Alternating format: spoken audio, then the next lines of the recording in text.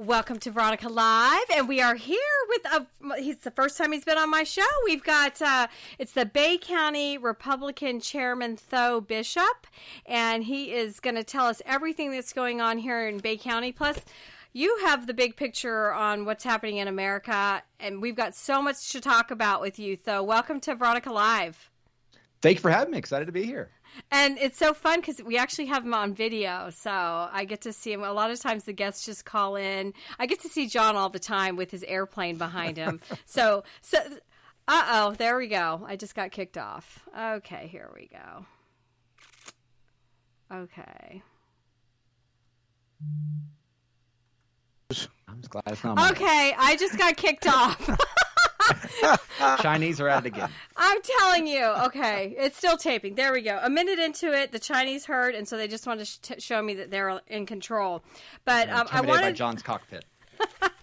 Right. Well, I wanted to talk though because Thursday. Let's do national. We'll start national because Thursday's the big debate, and everybody's going crazy on what's going to happen. I just kind of hope that President Trump rolls in and he's calm about it because I think right now I feel like all of America wants change, and I'm sure you're very political, like John and I are. Every time somebody talks to us, like everybody is dying to get President Trump back in the office. So what are your thoughts on the debate Thursday? Yeah, well, I think the entire world wants change right now. I mean, you've even seen the rise of right-wing parties in Europe and the UK right now. So I think this is a global recognition that the status quo as it exists right now is bad for everyone. And when it comes to debate, I agree with you. I think that I would really like to see Trump kind of go back to his 2016 form of being sort of the happy warrior. I think he's at his best when he is being entertaining, when he is quick with his quips. Some of those can be nasty, right? There's definitely plenty of punches that can be thrown there.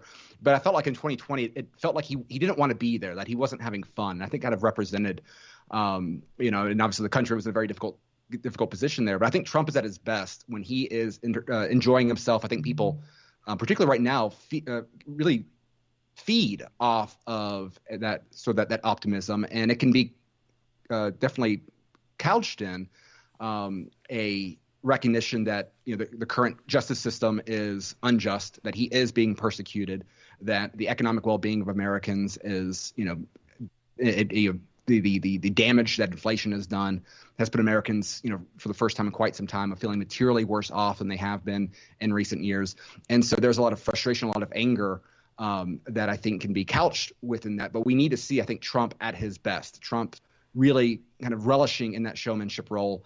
Because, again, on the other side, victory for Biden is simply not completely falling apart. It is right. Avoiding a complete meltdown. And so anything that is simply getting across the finish line is going to be trumpeted by the corporate press, by all the lackeys for the Biden administration. They're going to celebrate him just getting through there as a victory. I'm interested to see what can Trump do to really help raise the spirits of his base in the face of so much negativity that D.C. and the regime has put us in. Well, I call him Saint Trump because, I don't know, John, I don't know how this man, Tho, has endured all of this. I don't care how much money you have in the bank, what they've done to him. At one point when they said he wasn't going to make his son's graduation, that's when that tipped me that I couldn't take it anymore. And that's trivial. But all of these court cases, I feel like he's one of us now because he's been beat up so much that's also one of the driving factors that Americans have. This is why we're supporting him. I've met some Dems that are definitely on our team now, too, because of all of these trials, for example.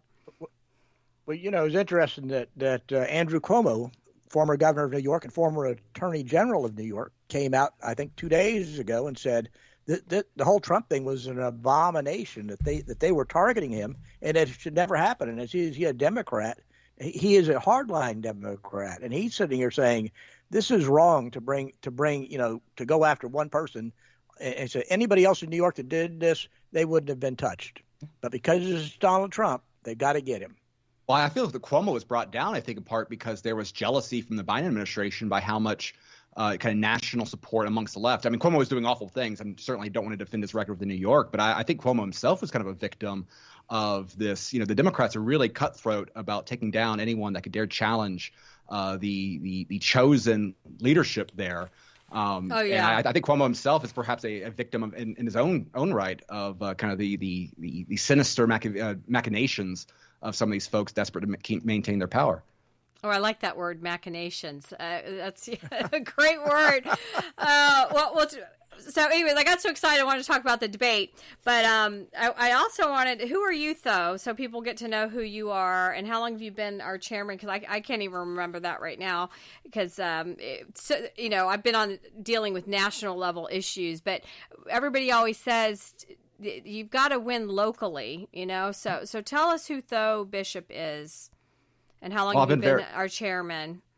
I've been very honored to be chairman for 2 years now, but I was 2 years prior to that vice chairman. And then 2 years before that, I was president of the Republican Roundtable, a position I'm happy to still serve. With the Roundtable, we kind of do more social club, kind of issue-driven meetings rather than kind of the business dealings that come with the executive committee. But prior to that, I spent, after the Tea Party revolution in 2010, I spent 3 years up in Washington, D.C. with the House Financial Services Committee, dealing with banking regulation, the Federal Reserve, things like that. We got our members were sparring with Barney Frank and Maxine Waters and all sorts of sinister Barney characters Frank. on that side of the line. But that was a very interesting experience. And I also work for the Mises Institute, which is an economic research center. I've been there for about 10 years now, which is time is flying by when I think about that. But kind of our focus there is promoting free market economics in a way that is understandable for everyone. And I think that's one of the big problems we have is that proper economics identifies who is ripping you off. How's the government ripping you off? How's inflation ripping you off? Which is why they don't teach it particularly well, because government schools don't want you to know exactly who it is that is doing that ripping off. So I also dabble with that side of things as well with my position as the county chair. And how are you exciting our local Republicans? Are you seeing, I've had our chairman, Evan Power, of the whole party on numerous times. And, he was on, I think a week ago, I had him on, and he talked about how we've been able to get 1 million people sign up to vote, which was huge. So what are we doing locally? What are some of the initiatives locally to get folks excited and passionate? Because I feel that this is the most important election ever. And then the last few elections, I kept thinking it was going to be a frickin' red tsunami, and there was no red tsunami anywhere, though. Well, I think it's interesting because, historically, the role of Bay County and the counties in the Panhandle, right? If they kept it close in the rest of the state, by the time you get to that central time zone mark, then it's up to the Panhandle kind of to pull us past the pole there. And now that we have a million voter registration advantage because of the leadership of Ron DeSantis, because of the energy Donald Trump has brought to the table, now we're kind of coasting here. So what are you saying? They're going to forget about us now? No way. I have a feeling there might be a little few a little less national resources. Darn it. But so one of the priorities that we have first and foremost is that because we are such a conservative area, a lot of our, the way that I talk to people, like our challenge is not running elections against Democrats usually. We were happy to help elect the first Republican mayor in Panama City with Doc Rowan's election last year. There are certain positions. There's a school board race here in Bay County where you have a Democrat going up against Jerry Register, who is a proud Republican at that position. And obviously, the last few years have highlighted the importance of those school board races. So there's still a few that pop up here and there. But our biggest enemy, in my opinion, is apathy. What we don't I agree. Want I agree. And so that's our biggest thing and thankfully the last several years now we have had the excitement that Donald Trump brought to the ticket. We've had the leadership of Ron DeSantis, who again made Florida the best place to be, particularly during the tyranny of the COVID regime. And so I think people are recognizing there is a entertainment. There's we can be joyful in our battles, as big as the battles are, because this is not simply a battle of left and right, fighting for higher tax rates or lower tax rates. This is a battle of good versus evil. Oh, I feel that way. Oh my gosh. Keeping people engaged is our top priority. Well, I feel that way. And the last, I got my check mark on X. I talk about it every week just a couple months ago, and I started posting on X, retorts on people's things. And it's so funny because when you are out there and you're fighting for the Republican stuff, how they go after you. So, I mean, that part I'm not used to. Facebook jail. I know. I got into Facebook jail when I supported Netanyahu, so I'm not used to this, but I finally I just went over 2 million hits after I was in Facebook jail. And so I feel like in a short span, that's the place to be, is X when it comes to politics. And there are so many libs on there. So I don't know. I've been very vocal out there. So Tho, what else can we do? And I know this week you guys are doing a debate party. I saw that on Facebook. What are some of the other things to engage folks here locally? I mean, is it going to every festival and being in every parade? Do you guys do some outreach with the youngins at the high school? Because that's a great place to motivate folks too.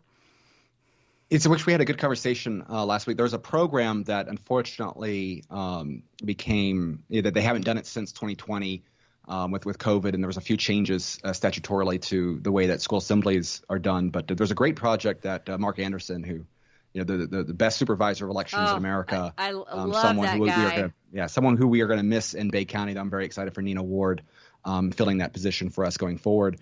But Project Democracy was a program that I was always very passionate about. I remember when I was a high school student at Arnold, that's a time where they bring all the candidates in and, you're able to debate the various merits of the platform, answer questions from students. And that's something we're trying to bring back to Bay County.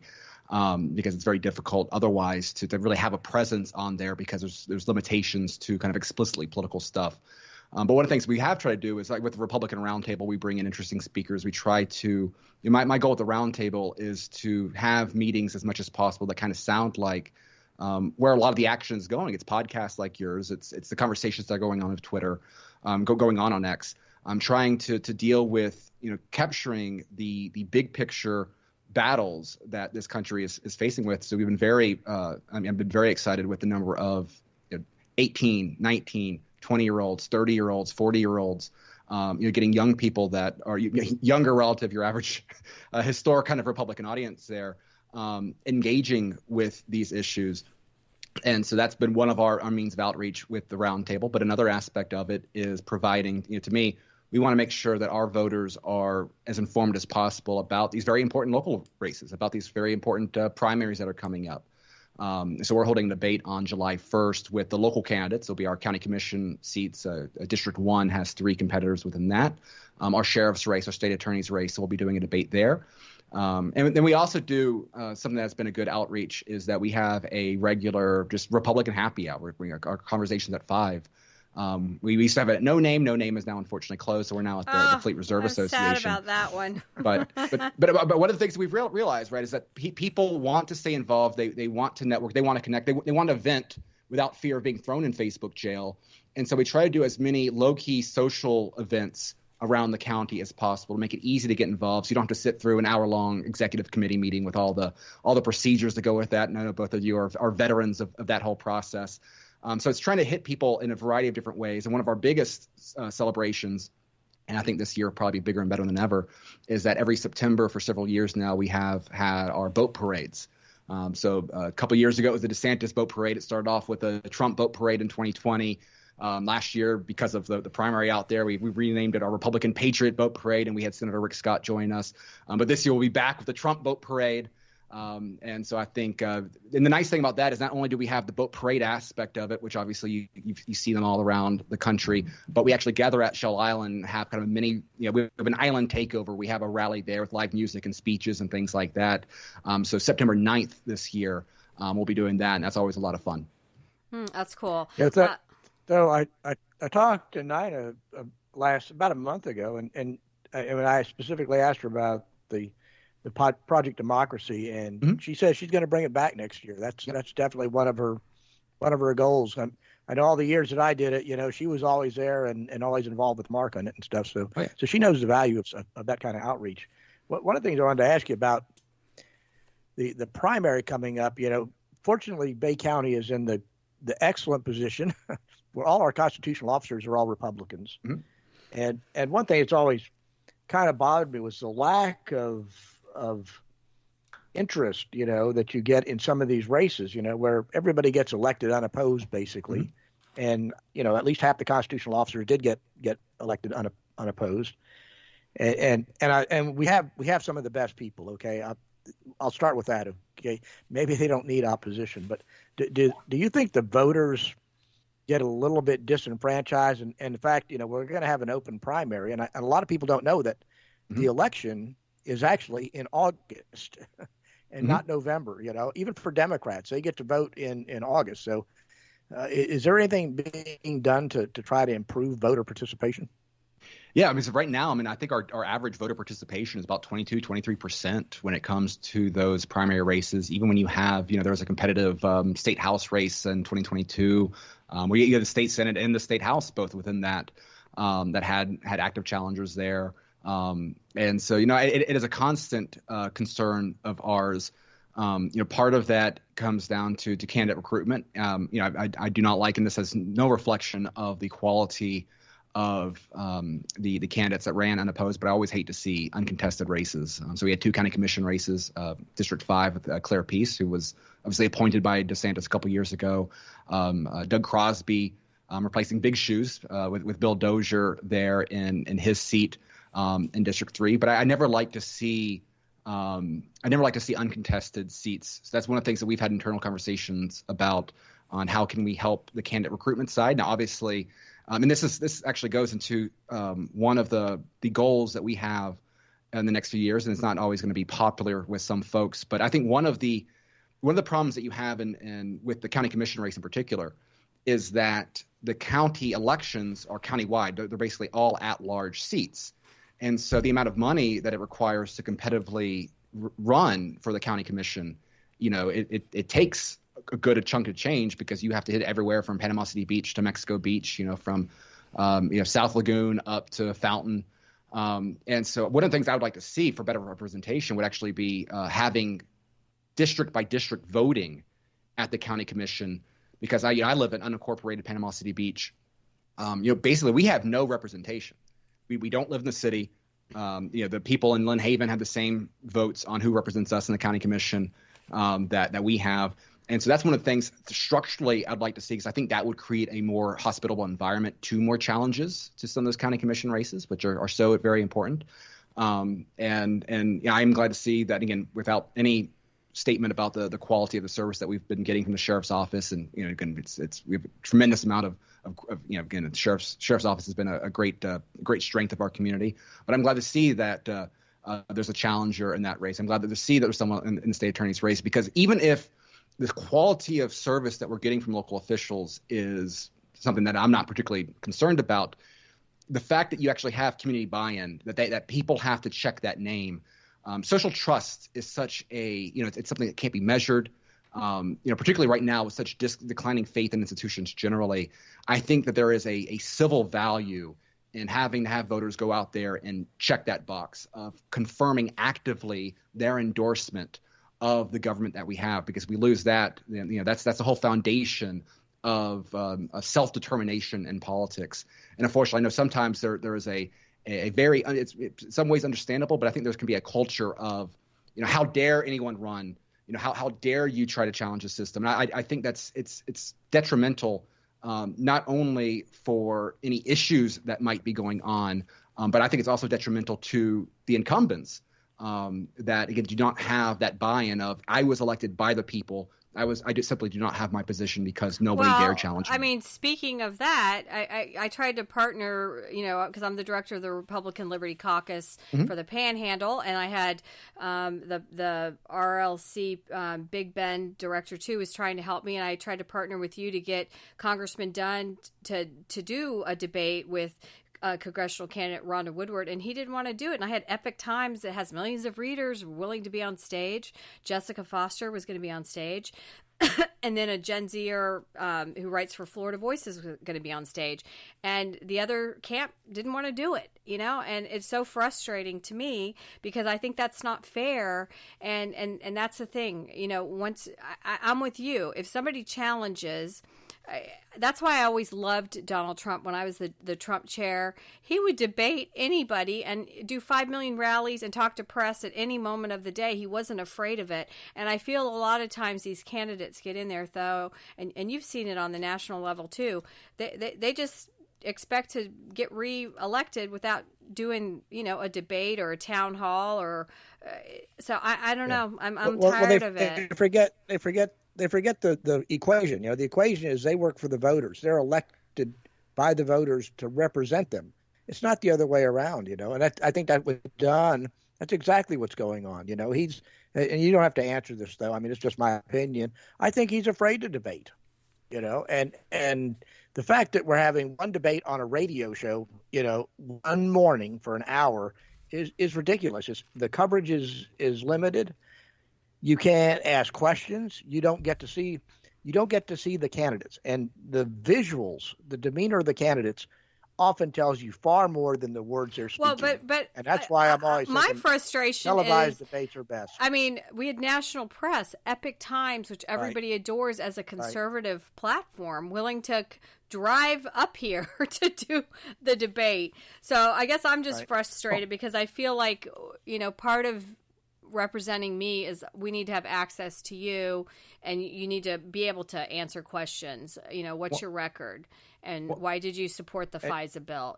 Things like that. So I don't know. Right. And I think this is a big culture. This is a bigger problem that we have with congressional representation generally, because Dr. Dunn doing a radio debate with Rhonda Woodward is more than, say, Daniel Webster was willing to do when Anthony Sabatini was a challenger down there. And then, Daniel Webster has been in Congress for, I don't even know how long. But he's played this game of kind of incumbent aloofness for quite some time. And I do, I think that there's a lot of great people that work for Dr. Dunn. I know he's got a great heart, but I know that there is a lot of frustration with the direction, with the priorities of the Republican Congressional Caucus generally. Yeah, and because the concerns that some voters might have with Dr. Dunn's record, the problem is that these aren't anomalies within. It's not Dr. Dunn having a single vote that is pushing something the wrong way. The problem is that it's the majority. It's a large percentage in some cases of these Republicans that are. I think average voters don't see their priorities being represented by the congressional leadership that, again, we put in, we got out there, we voted, we got a majority of Republicans in Congress in 2022, smaller than we wanted. And then immediately we see, deals being done with Democrats on spending issues and things like that.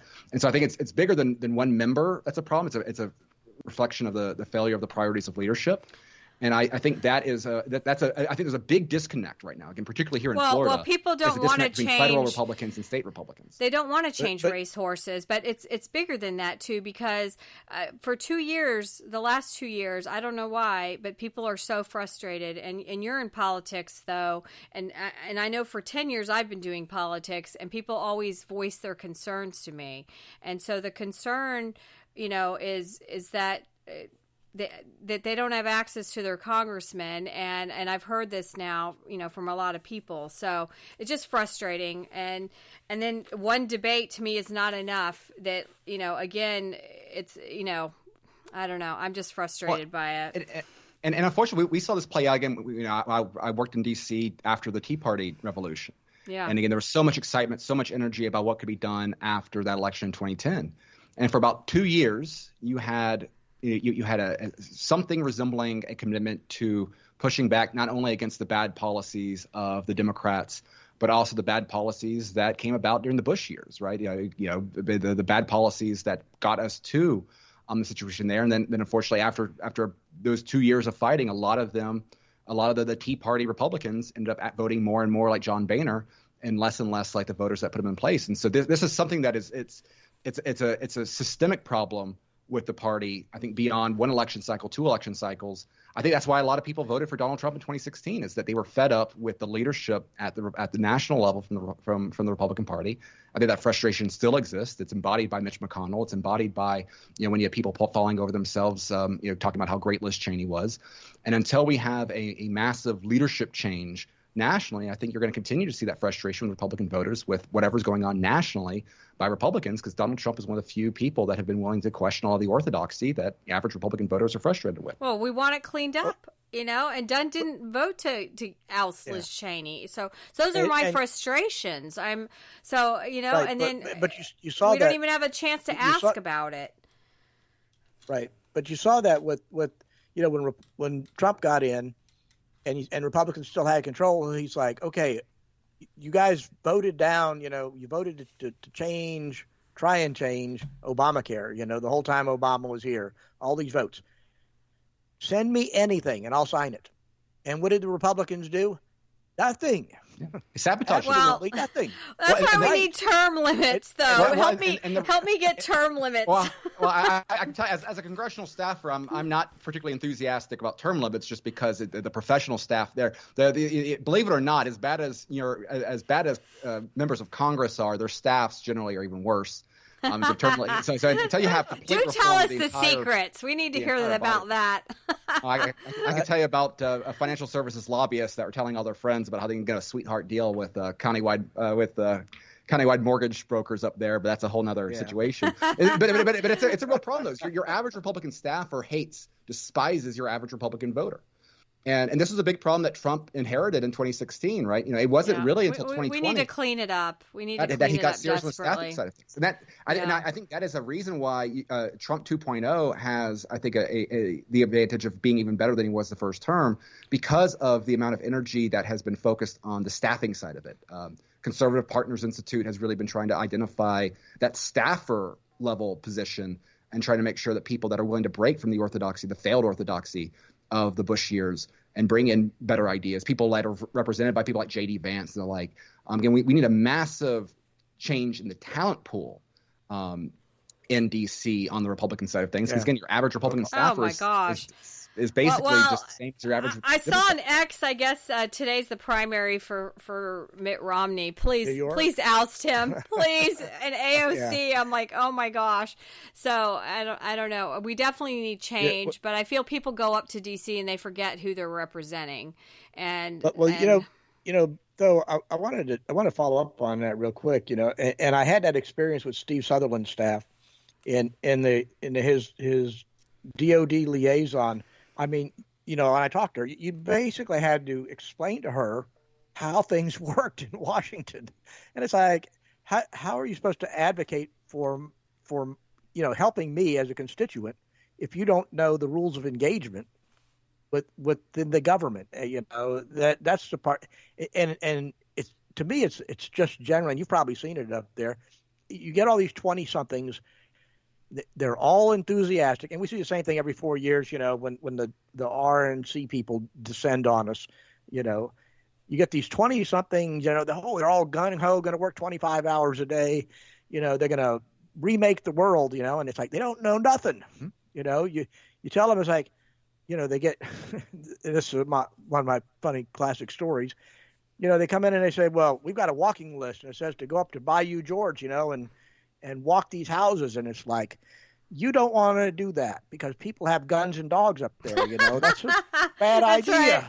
Right. Or the panhandle. Like, oh, no. The computer says go do this. It's like, you really don't want to do that. The next day you come back and you're like, wow, we didn't really want to do that because they pointed guns at us and told us to get off their property. Well, after Hurricane Michael, some of us have armories now, John and Tho. But it's a difference between having enough knowledge to be effective and just trying to be, enthusiastic to be effective, and you're really ineffective. But you're right, though. It is a disease up there, and how do you cure it? How do you bring in the people that have enough knowledge and stuff to compete with these 20-year-olds? Well, and it's a dangerous thing because you have the junior staff that are exactly the site that you are describing, and then you have kind of senior staff, which typically is kind of some sort of revolving door with industry. So again, when I was working with the Financial Services Committee, we had a wonderful woman, Nan Hayworth, who I thought the world of. But they put her on the banking committee because it was a good fundraising committee. She was from a purple-blue district in New York, so they wanted to maximize her campaign contributions so that she could keep her seat. She ended up losing it anyway, but that was the goal there. She didn't know anything about banking. She had common sense, so she was actually better on economic issues than most economists out there. But so who did she hire as her senior staffer to manage that portfolio? Oh, somebody from Wall Street. And so all of a sudden, common sense goes out the window for what the industry likes.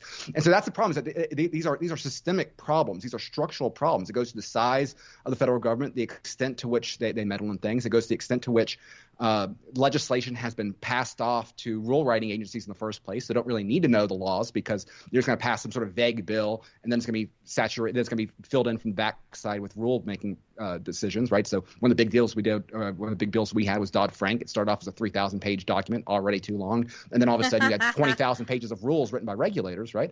There's actually a very important Supreme Court case coming up that will deal with what's called Chevron deference, which should rein in some of that administrative state aspects of it. But so that's the problem. And I think that's one of the things I hope that people have come to appreciate more and more, particularly with the mask dropping to the extent it has with Trump, is that elections are only one piece of it. Electing good people is only one piece of it. There are far more sinister. It's the professional political class that doesn't change regime to regime. It's these government agencies, particularly the FBI, the CIA, and things like that, which have no respect for democracy, right? And so until we start striking at the root, a big aspect of it is monetary policy. It's the Federal Reserve. It's the way that allows for spending and spending and spending that is screwing over younger generations and the like, right? So it's more than simply electing good people. That's a big component of it, but it's striking at the root of this problem. That's why one of my favorite historical figures is Andrew Jackson, because when he came in, the first thing he did is that he started slicing the bureaucracy. He started slicing spending. He started going after a lot of that professional political class that existed. It took another 15, 20 years for the bureaucracy in proto-DC to get back to where it was when Jackson took over because of how strong those cuts were. And that's what I'm hoping is that with Trump 2.0, when he talks about, we're going to fire 50,000 government employees, that's a good start. Yep, exactly. We need a full rotation of that 50,000. Yep. Yeah. And move them away. There's no reason the Department of the Interior needs to be in D.C. Right. Put that in. No, I've liked that initiative. Move these. Put somewhere out west. Yeah. So Tho is I know up here. I also have a farm up here in Georgia, and we have Trump Force 47 offices open up here. And I read Virginia, same thing. They're opening up Trump Force 47, which is kind of the combined RNC and Trump campaign operation. Is there anything like that going on in Florida? Right now, all the operations for the Trump campaign are coming from kind of this cooperation with the party in the campaign. I think that's kind of a reflection point that Georgia is now the battleground state. Florida is not seen as such. That goes to how massive that has changed, because that would have been unthinkable 8 years ago. Right. So hopefully, again, hopefully a lot of the issues when it came to the 2020 election, and the handling of that, hopefully there's been some the fixes there that have been desperately needed.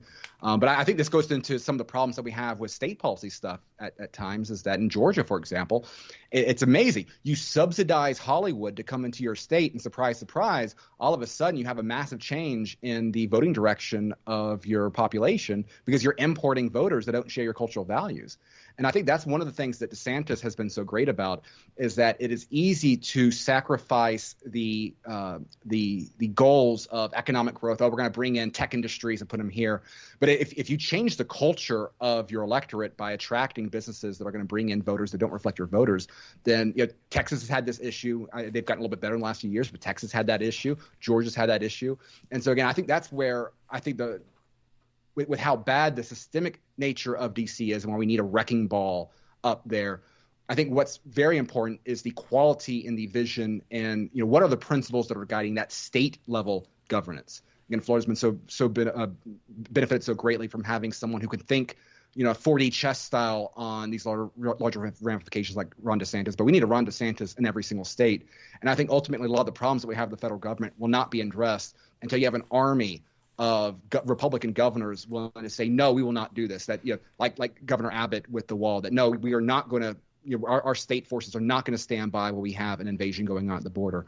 And I would love to see a lot more robustness coming off the state government to deal with some of these very big issues, because again, that's been lacking in too many of these Republican states. So, go ahead, John. Just real quick, the thing about Florida that really shocked me was, the party. When I was involved with it, we'd always kind of written off South Florida, Miami-Dade, just write it off. It's a Democrat stronghold. You're never going to fix it. Orlando, Tampa corridor, same thing. And then DeSantis flipped that whole script, and we actually had Republicans winning in Miami-Dade, and it's like, what's going on here? There's something wrong, and he completely flipped the script for the entire state. And I think now I was reading Nikki Fried is, saying, well, Florida's competitive, and I think they're really afraid of the down ballot problems that Biden is going to drag into the state, and they're going to lose even worse than they did. When DeSantis was reelected. Well, and that trend kind of started with 2020 with Trump, where we saw a massive shift in the Hispanic vote. And one of the things that I find entertaining is how, typically, left-wing political pundits, they always try to homogenize the Hispanic vote. And you talk to someone from Puerto Rico and you try to act like they're the same as someone from Mexico, and they'll put you in your place. I'm Hispanic. That's not true. Yeah. And so there's always been, obviously, Florida, the Cuban population of Florida has, they understand the dangers of socialism. Right. Yeah, they've always been Republican. But I think there has been, particularly with just the cultural insanity of the Democratic Party. I mean, it's explicitly anti-God, explicitly anti-Christian. That is helping push Hispanics of all types away from the left, and I think that's what's really helping solidify a lot of these areas. I mean, in some of the areas that were strongest for Trump in Texas, were the biggest changes were at those border areas, because people left those countries because they were tired of the crime, they were tired of the disorder, they were tired of the failures of left-wing politicians. And so they want to get away from that. They don't want to bring it here. And so that's why you need a strong border law, right? You need to be able to control who comes into this country. But there's a huge opportunity that with Hispanic voters and creating a coalition, again, guided by those Christian values that built this country. And where the biggest problems that we have right now, if you look at the Florida map, for example, the areas where DeSantis did the worst at were the ones that have big college towns. And so we need to be addressing the college problem and trying to address that, because, again, we're seeing a lot of different changes in terms of racial demographics that the left took for granted, right? They used to brag about, demographics is destiny. This was all part of their large-scale agenda. It's falling away because of just how insane the cultural side of it is. And, again, your average second-generation Hispanic voter is not has very different opinions on training their kids as someone who spent way too much time in American university from a white liberal suburban environment. So, taking it back to national, who do you think Trump's going to pick for VP? I kind of want she's not on the list, but Sarah Huckabee Sanders, I would love. Well, if I were to put money on it right now, Doug Burgum. It seems to be that there's a lot of vibes in that direction, who I find doesn't really excite me a lot. I thought he did very well in debates. I was very impressed by his performances there. I've got some issues with his record, but I can find issues with anyone's record. So I think that's the favorite based off of reading the tea leaves. My favorite choice out there would be Vivek Ramaswamy at this point. I know, he's really so dynamic, but I feel like he's a baby Republican. Oh, he is, but he's I love smart. His passion. Yeah, he's got to be in this administration, though. And I would love to see him in the SEC in particular. I think particularly when it comes to crypto and some of the Biden's war on crypto has been, I think, really bad for this country. But so that would be my personal preference of the group. I was always a big fan of Tulsi Gabbard. I was going to say, what about Tulsi? Because I've been adding that to my list because I heard her speak. She was the keynote speaker for the Republican Liberty Caucus last year in the fall, and I was so impressed. Plus she's a military woman, and that's the thing is the governor of North Dakota. He's just. I'm not one to push on diversity. I want merit, but they're going to go, oh, he's a white man. No, so. The biggest thing I want, and Burgum fills this, Ben Carson fills this. I'm very impressed with J.D. Vance. I just don't want to lose him in the Senate, and I don't trust the Governor DeWine to appoint someone there. Yeah. But the biggest thing is if you're not going to have a true American first senator like J.D. Vance.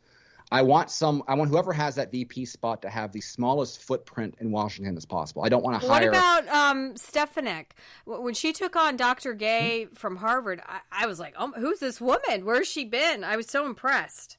I think that she's someone. She has been someone who has been very loyal to President Trump, and I think that he would love to have someone from New York and try to make New York anything that he can do to put New York on the playing field. I think that he would be in favor there. Her record in Congress is there's stuff there that gives me concerns, but she's obviously very talented. My biggest thing is the reason why I don't want someone like Tim Scott, for example. I don't want Tim Scott. He's no. I don't want a lot of career Washington staffers that live in D.C. that can easily migrate from the Senate office to the White House. I want as many Trump figures. I want as many. I think he's a nice guy. I just don't see him. I really think Trump at this point, Pence was very neutral in Switzerland, but we almost need a fighter. There's going to be so much he has to clean up that I want number 2 to be like a DeSantis that's kicking ass. We've got to have a fighter in there. The best number two I heard, Don Jr. Oh, could you imagine the left? They would freak. Oh my gosh, they would freak. Oh my gosh. So Tho, turning a little bit more to local politics, obviously we have some issues with the state committee woman, and I heard this rumor that Mitzi Prather had been censured by the local party. Can you? Yeah, people were texting me that happened last night.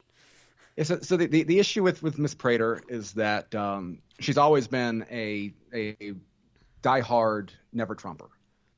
She's someone that wants to revive the Bush dynasty in the Republican Party, and she hates that the Republican Party is not her Republican Party. And there's way too many people in Republican Party politics, right, who their main interest is to be in front of cameras and to have kind of the social club aspect of it. And so she's made public comments about, how Trump supporters are grifters and nuts and freaks. And I mean, it's one thing to not, particularly when we had a contested primary, right? It's one thing to have supported Ron DeSantis over Donald Trump in the primary, fine. Or support Vivek Ramaswamy or any other candidates there. Right, but you have to kumbaya in the end, and you got to but you can't attack the supporters, right? You can't, and she's been doing this for years. I mean, she's called me every name in the book, which is, I've got thick skin. It doesn't. Well, really I dealt with her when I was the Trump chairman in 2016. So. And there was another issue where we had a Republican women's club where she was asked, because she had the position, then she resigned, and she was asked about why she resigned, and she lied to the meeting about why she resigned. She tried to say, "Oh, well, because I was working for the DeSantis campaign and I couldn't be state committee woman." I was at that meeting. Yeah, and she wasn't working for the Ron DeSantis campaign, right? She was a Ron DeSantis supporter because she thought Ron DeSantis was the best person to defeat Trump. It's not because she's a diehard DeSantis supporter. She's attacked Ron DeSantis for going after Disney. She's attacked Ron DeSantis for a lot of the big moves that he has made to make Florida the best state in the country. She hated Ron DeSantis when Adam Putnam was running, because Adam Putnam was a continuation of that Bush dynasty here in Florida. And so it's not that she was a diehard DeSantis person. She just wanted to stop Trump. And so she lied about that when the reality is that she didn't like the Republican state chairman at the time, and she didn't want to deal with the wreck, which we didn't want to deal with her. But either, who wants to? It's one thing to have disagreements. She quit. She quit. Combative. So I don't know. I've labeled her a quitter because she quit, and I don't think we need. And I've met Nancy Viejo. She's coming on my show next week, and I'm excited to talk to her. And she seems very passionate. But no, Anyway, sounds like you made the right decision. I want to commend the REC on doing that, because Mitzi needs to be called out. And we filed, when I was the state committee man for Bay County, we filed a grievance against her with the state party because she was supporting Greg Brunicki, publicly supporting him over Mike Rohan. And it's like, she signed that loyalty oath saying she would not do that. And at the time, though, Brunicki came out at a women's luncheon, and even though it was a nonpartisan, he said, "I'm a Democrat." And so once that was on the table, because I was Mayor Rowan's campaign manager for that race, and the last time I was part-time, but so once he said he was a Dem, I was like, what the heck? So it was frustrating. Well, I guess great job yesterday, and I was at that luncheon, and she would not answer the question. So it's just frustrating. Well, the message gets out to the voters in the primary that don't vote for Mitzi, and don't vote for her husband Jerry. Jerry doesn't even know what a state committee man does. George Norris has really done an excellent job of representing us. He's on the rules committee for RPOF, which is a very key position to be on. He's been on my show 100 times, so he gets it. Right. So will you guys let the voters know that happened? Yeah, like via social media? Our goal is to make sure that voters know the differences between those candidates and to have them vote for who better reflects their values. And again, it's not about, because I mean she'll try to play the victim. It's like, oh, I'm being canceled all days. Yeah. Again, this is not simply about a respectful difference in where you think the party should go, or we've got all sorts of different people in the rec, and there's room for all sorts of a variety of opinions, but it needs to be done respectfully, and you can't and it needs to be done honestly.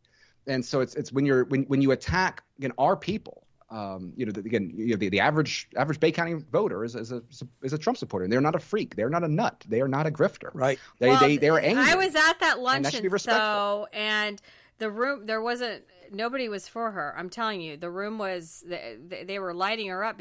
Like, she was asked that question 5 times, why did you quit? So it was brutal, actually, and she wouldn't give the mic up. So I mean, it was horrible. It literally was awful. So, but yeah, Veronica, you know me, I've got a problem with all these Republicans that are quitting, particularly in the House of Representatives.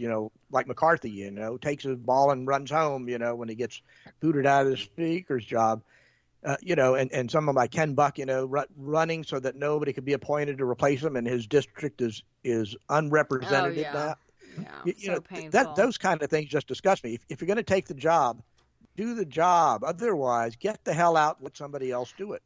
And if she's not willing to do the job and she has to quit, then why the hell is she coming back again? So Tho, we only have like 2 minutes left. So tell us, I know you've got a debate watch party coming up Thursday. You guys have the forum on Monday. Is there anything else you want to share with us? I know you're on social media. You're big on X. So what are we missing? So if anyone is interested in getting a yard sign or we got Trump bumper stickers and things like that, we're open right now every Saturday from 9 to 12. It's all volunteer run, so we don't we're not open all the time, but we will have more hours as we get closer to the election cycle, but probably won't be till after the August primary. But so we'll have that every Saturday 9 to 12. Come in, have a cup of coffee. Get yourself some. We got some great Trump shirts and hats there. On Lisenby, right? On Lisenby, right next to the Piggly Wiggly. Always a good time. Well, so I want to have you back so we could talk about the debate, because I put out on X. I put on Buck and Clay. It was on Clay's X, and I said we need to start a drinking game. So every time Biden blinks, we'll take a shot, because let me tell you, he's not going to be blinking that much, though. So I'm glad we're not at No Name. Joe show up.